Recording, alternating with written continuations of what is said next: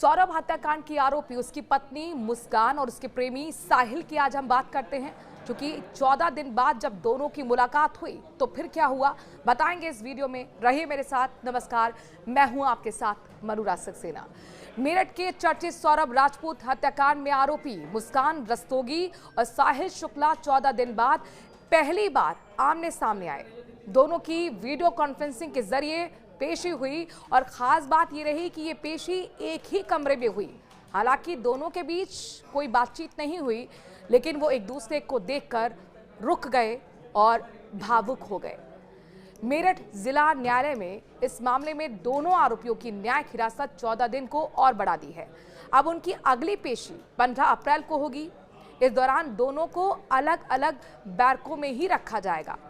Jail प्रशासन के मुताबिक मुस्कान और साहिल को अलग अलग बैरकों में रखा गया है।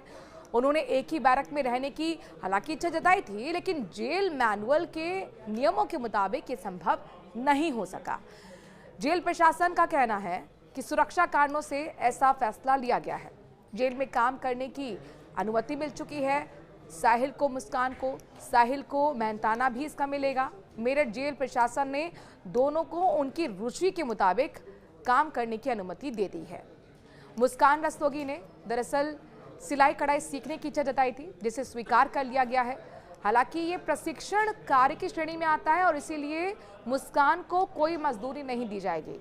बात अगर साहिल शुक्ला की करते हैं तो साहिल शुक्ला को खेती किसानी के काम में लगाया गया है, जिसे नॉन स्किल वर्क माना जाता है और इसके बदले 50 रुपए हर दिन की मजदूरी के हिसाब से साहिल को दिया जाएगा। जेल प्रशासन के मुताबिक 1 अप्रैल से दोनों ने अपने अपने कामों को करना भी शुरू कर दिया है।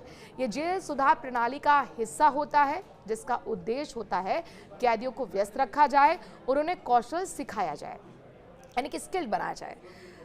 हर कोई जानता है कि सौरभ राजपूत का मर्डर कैसे हुआ था। दरअसल मेरठ के ब्रह्मपुरी थाना क्षेत्र के इंदिरा नगर में 3 मार्च की रात को सौरभ राजपूत की हत्या उसकी पत्नी मुस्कान रस्तोगी और उसके प्रेमी साहिल शुक्ला ने मिलकर की थी। सौरभ के सीने में कई बार चाकू से वार किए गए थे। इसके बाद उसकी गर्दन काट दी गई। शव को ड्रम में डालकर ऊपर से सीमेंट भर दिया गया। हत्या के बाद दोनों हिमाचल घूमने चले गए थे। लौटने के बाद मुस्कान ने ही अपने परिजनों को हत्या की जानकारी दी थी, जिसके बाद ये मामला सबके सामने आया। सोशल मीडिया पर भी लगातार इस मामले की चर्चा होती रही। सौरभ राजपूत हत्याकांड की खबर सोशल मीडिया पर लगातार चर्चा में रही। लोग तरह तरह के रिएक्शन देते रहे।